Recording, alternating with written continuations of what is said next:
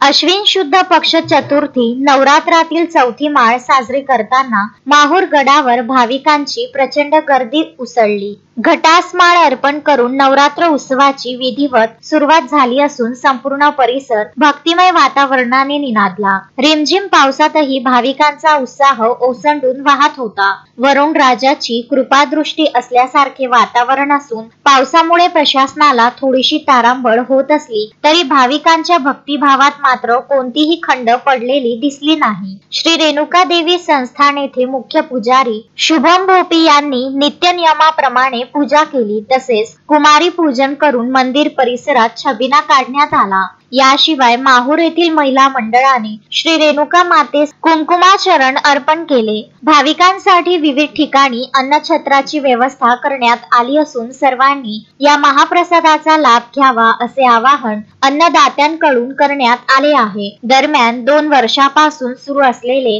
स्कायवॉकचे काम अद्याप अपूर्ण असल्याने भाविकांना मोठ्या प्रमाणात गैरसोयींना सामोरे जावे लागत आहे। तरी सुद्धा भक्तगणांच्या उत्साहात मात्र किंचितही कमी दिसून आली नाही।